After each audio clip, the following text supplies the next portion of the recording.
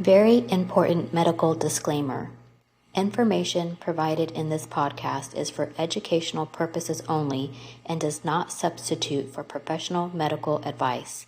Always seek the advice of your physician or other qualified health care provider with any questions you may have regarding a medical condition or treatment before undertaking a new health regimen.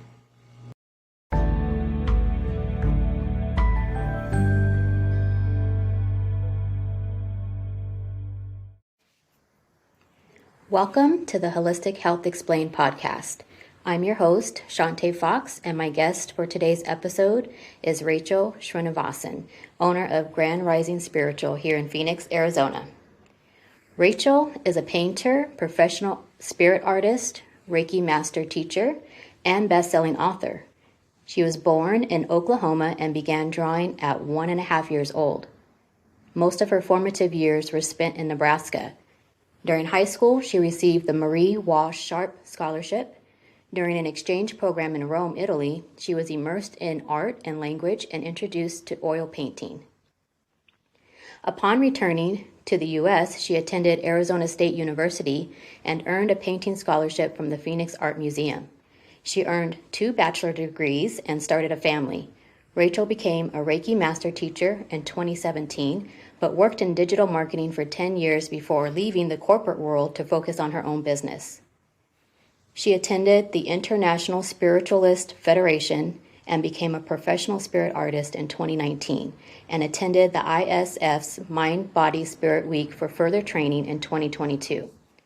Rachel collaboratively wrote The Wild Woman's Book of Shadows and The Wild Woman's Book of Prosperity with over 30 other international authors.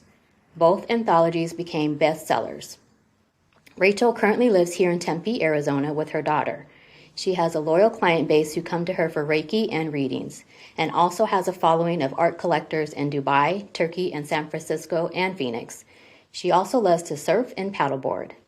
I think you love to dance too, don't you? I do. I love to dance as well. Yes, she's a very good dancer. I've seen some video. Welcome to the show, Rachel. Thank you. Thank you so much for taking the time to chat with me today and our audience to learn a little bit about what you do. But before we get into that, would you please share a little fun fact about us that maybe not many people know? Yeah, so the fun fact is that when I was in high school, I really wanted to be a nun. A nun? That's interesting. That's right, I did. How did that come about? Well, I went to Catholic school, and I wasn't Catholic. I actually grew up Presbyterian, and I was a really sensitive child, and at the time, my parents were, they were divorced, and then I had a step family, and I think life at home was kind of chaotic. And whenever I would go into the chapel of the Catholic school, because we were in there all the time, the chapel was like inside the school, I always felt a lot of peace, a lot of tranquility. And I just wanted to be in that peace all the time. Okay. I just loved it so much. So I did inquire about, like, what do I have to do to become a nun? Because also at my high school, a lot of the teachers were nuns. So that's definitely something I was looking into. But then when I found out that I had to convert from Presbyterianism to Catholicism, that was a real turnoff for me. Okay. Yeah. Gotcha. So that's interesting, though, that, you kind of felt that presence at that early age there. Mm-hmm. Yeah. Interesting. Okay. Well, so first of all, I just want to say that Rachel and I met about, I think it's been 4 years since you've been here. Potentially 5. Almost 5 years. Yeah. She's a current healing partner here at Sozo Healing House. And like I had mentioned in our introduction, you offer Reiki services. So you take clients here for that, but you also offer spirit art readings. That's really what I'd like to focus on today, because before I had met you, I had never heard of the term spirit art, had no idea what that was. You actually did a drawing for me once before, and it was incredible and a very interesting experience. So I really want our listeners to learn more about what that is and how you even got into that. Mm-hmm. So can you explain to us what is spirit art and mediumship? Well, I will start by talking about mediumship. because spirit art is a form of mediumship. So mediumship is mind-to-mind communication with the spirit world. So basically, it's when a living person is able to communicate with the mind of a passed away person or another entity in whatever form that takes on the other side. So it is spirit world communication, and this can be, usually it's mind-to-mind communication. It can be channeling, which is when you blend your energy with the spirit on the other side. Spirit art is a form of this too. There are many ways to communicate with the other side. Even like automatic writing is a form of communicating with the other side, because then the other spirit can blend and then use however you're writing, influence your writing and things like that. Now, and most people have heard of mediumship. Spirit art, on the other hand, is a form of mediumship. Okay. And it's a type of communication in which the spirit world wants to use art with more conventional forms of mediumship, like claircognizance, clairvoyance. So clairvoyance is like seeing, and claircognizance is like knowing. But spirit art is when art is created as well. So that's why I draw, and then my drawing is being heavily influenced by the spirit world. I'm either being shown things on the paper to draw, or I'm being like directed to draw something in a certain way or given ideas. I get a lot of claircognizance in my readings.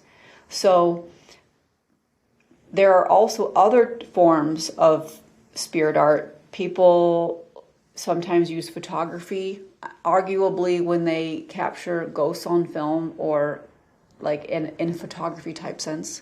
That could be considered spirit art, because the spirit world is still influencing the photography. So as long as the photography is seen as art, it would be spirit art. And most of the time, in my opinion, spirit art is portraiture, because it's portraits of the passed away person. So this is what spirit art is. It's a form of communication using art. When you sit down with a client to do a spirit art reading with them, you have no idea what you're about to draw, right? It just comes to you possibly either in a vision or even something that something that's spoken to you perhaps? Usually I'm looking at the blank paper in front of me, and then I'm like shown, like indicated, maybe like a face in the corner. So I start drawing the face, but I don't know if the face is going to be a male or a female face. Then the face kind of develops when my pencil is on the paper. Okay. Sometimes I will be tracing shapes that I'm already seeing on the paper. And sometimes I'll see the spirit in front of me, and then I'll have to tell them, please stand still, like please stay there, please remain in place so that I can draw you. And that happens as well. And all three of these types of things can happen during a spirit art reading. I will get some information audibly, and I will take notes on the back of the drawings as well. So I might draw what I'm being told to draw, or else I'll just write it on the back. For example, if I get a name or a few different names, I usually don't write the name on the drawing. I'll include it in the notes on the back. Okay. So the drawings are basically somebody who has passed that is giving a message to the person who you're doing the reading for. Correct. Okay. Yeah. However, spirit art can also bring forth people that are living. And when I was being taught about this with the ISF, which is the International Spiritualist Federation, they said that the living people can be brought through because the spirit world is trying to tell us something about that person. So it's usually somebody who needs our help or our attention in some form or fashion. So there have been spirit art readings where I bring through teenagers, let's say, who are going through a really hard time, and their parents really need to kind of keep more tabs on how this teenager is doing emotionally. Okay. So that has happened before. I've had that happen with a client where it wasn't her child, but it was her ex-boyfriend's daughter. And so she did go on to connect with the ex-girlfriend's daughter because they were very close, actually, even though she was no longer in a relationship with the child's father. Okay. There was one family that I was reading different individuals for. It was like a series of readings together. And there was a mother of one of the clients who was repeatedly being brought up in the spirit art drawings, at least twice, maybe 3 times, because she needed help. She was not doing a great job as a parent, but she had a lot of issues that she was working through. Mm-hmm. She wasn't present, but she was alive. Okay. So the reason that the spirit world is bringing her to our attention is because it wants to teach us something about this person. It wants to show us something. It wants to increase our understanding. Right. Okay. Can somebody come to you and say, I need some help in this specific area? Or is it something where it's like they just have to sit down, not really say anything, and you receive whatever it is you receive? Or are they able to tell you, like, can you connect with this person or this spirit? Yeah. So if somebody comes to me and sits down and says that they need guidance in a specific area, they might be telling me that, mm-hmm. and I'm a human, but the spirit world already knows. Okay. The spirit world, it's like a given, because the spirit world is going to bring through what the client needs to know for their highest and greatest good at the time. Okay. So it might not even be what they're inquiring about. The spirit world may say, no, that's not important right now. We mm-hmm. need to focus on this. Something like that. I get a lot of clients who are actually the black sheep of mm-hmm. their family. So mm-hmm. the spirit world is often saying, like, this is the pattern and this is the chain in your family and you're breaking the chain. And this is why. And this is why it's great to be you, because now your family is going to be forever changed by your presence, by you being here, by the client being a way shower. Mm-hmm. And it's a really beautiful thing, but maybe the client doesn't see that at the time because they just see themselves as different. Right. Yeah. And being the outcast. Exactly. Some people don't understand what types of differences they're actually making in their family constellation. And the spirit world will say it, make it very clear.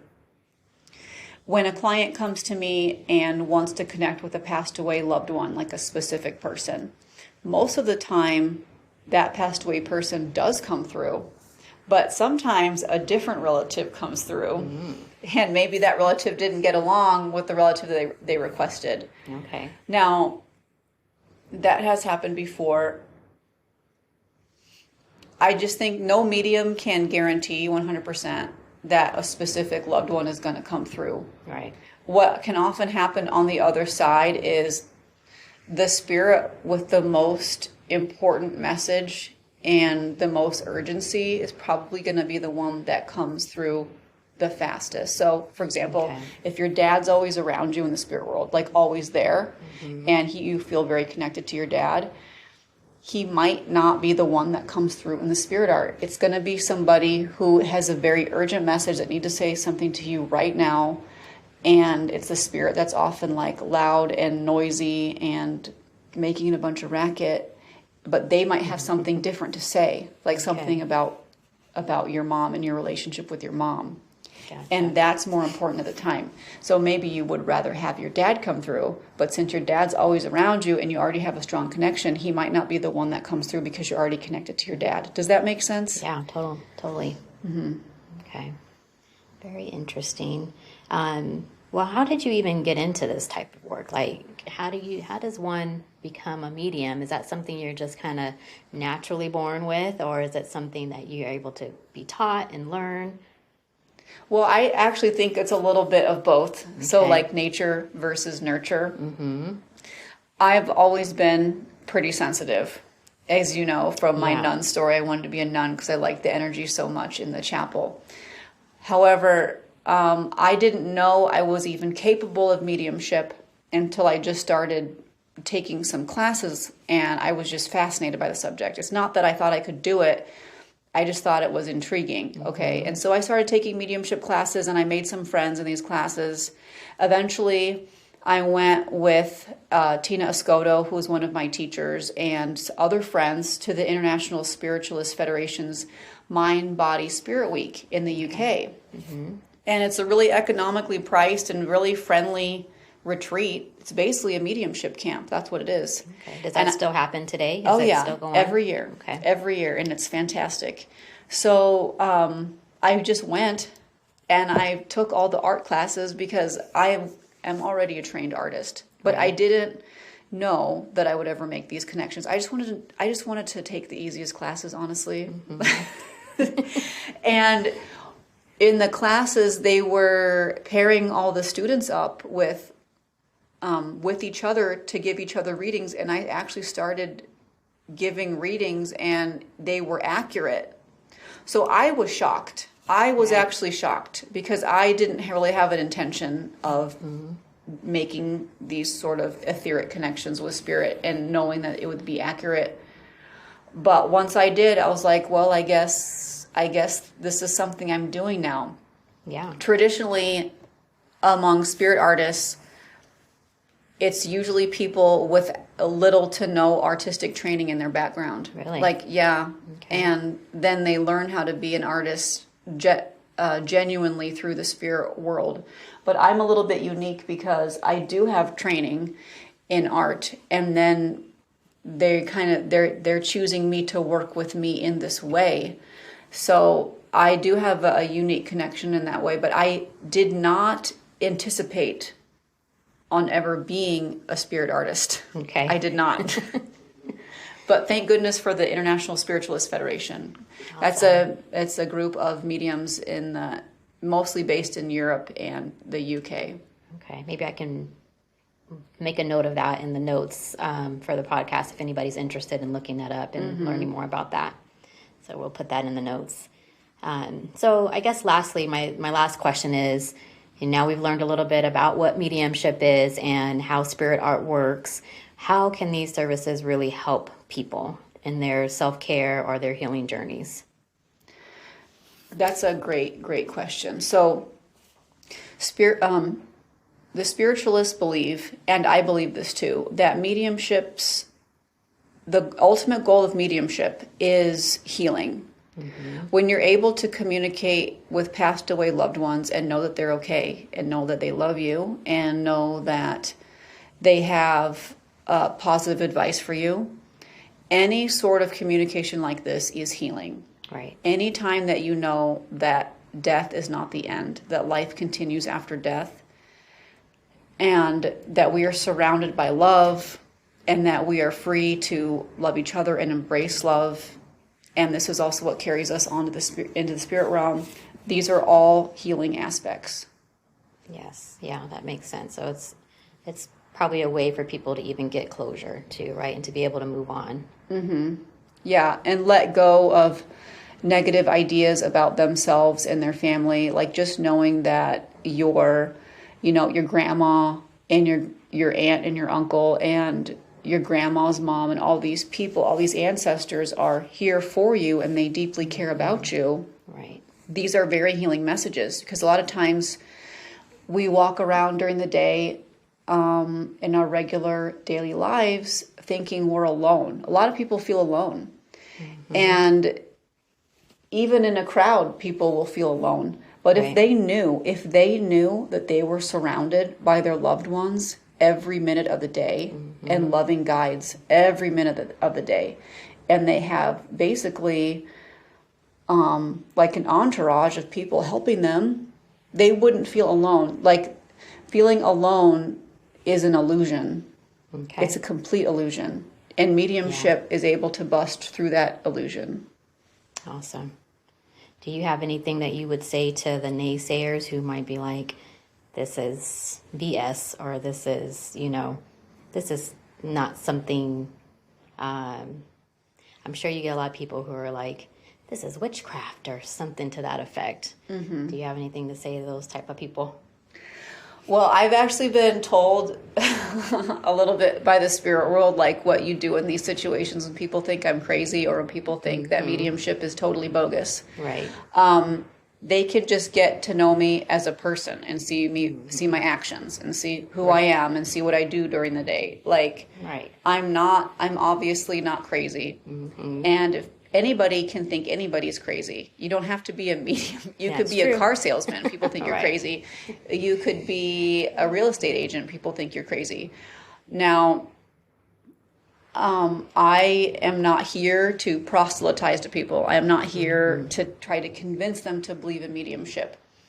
Now, people can get to know me. They can get to know my friends. We are completely normal people. Right. We do normal things. I can attest to that. Yeah, you know me. I know Rachel a little bit. I'm like a normal person. She dances for goodness sake, I do. And I actually started dancing because I thought it would help me with mediumship, actually. Really? Yeah, because with the follow and the lead dynamic, the follow has to, like it says, follow the lead. And in a lot of ways, that is like mediumship, because as a medium, I'm supposed to follow what the spirit world is telling me. I'm not supposed to control it. I'm supposed to take the cues and move forward and make something beautiful. So in a way, that's very similar to dancing, because the follow has to trust the lead and move forward in the same way that the spirit world will guide us through a reading or through, different aspects of spirit art. Right.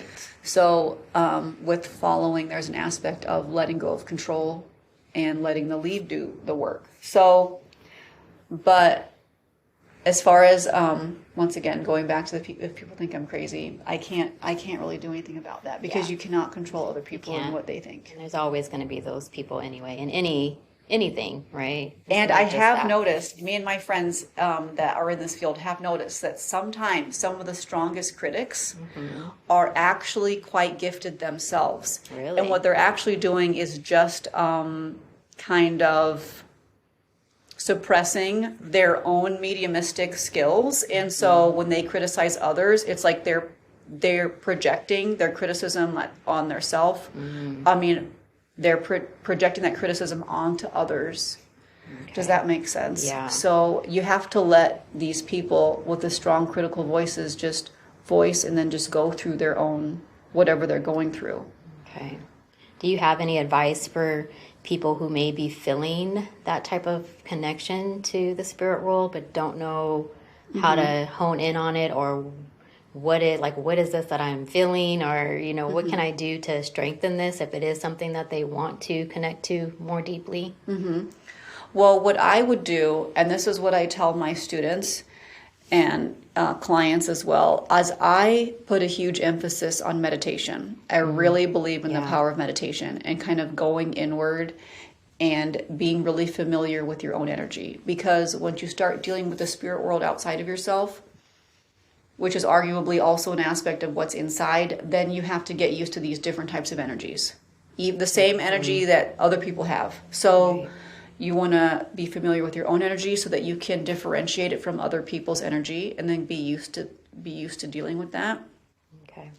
And I would also engage in a lot of healing work, because I did not just jump into mediumship or other types of readings. I did a lot of healing work first, and I still do a lot of healing work, because if you don't do healing work and you just jump into readings, what will end up happening is that you are going to project your own issues onto other people, which isn't really fair to them when you're giving them readings.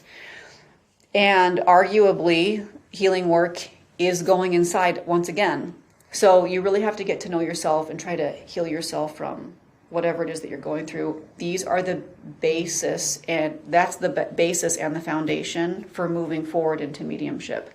Okay, that's probably a good tip too, for people who are looking for a medium to do readings for them, is to kind of do your homework on that person and know what type of maybe work they've done, maybe how long they've been in doing this, to know have they done the work to heal themselves before they're starting to try to delve into this. Would you say that? Yeah, I also say that if there's people out there looking for a medium for them that they are interested in working with for readings and otherwise, pay attention to how people make you feel. Like, let's say you go see a medium and your interactions with them, like, leave you feeling slimy or gross, or you don't like it, or you're very suspicious. Pay attention to these sort of feelings. If you go to a medium or a spiritual practitioner and you feel really good, you feel empowered, you feel better than when you did before the reading. These are feelings that you want to look out for, because those are the mediumship practitioners that you want to be working with, people that make you feel better. Right. Yeah. Okay. Good information. Thank you so much. Absolutely. So, well, thank you for coming on the show today and helping us learn more about another holistic healing modality.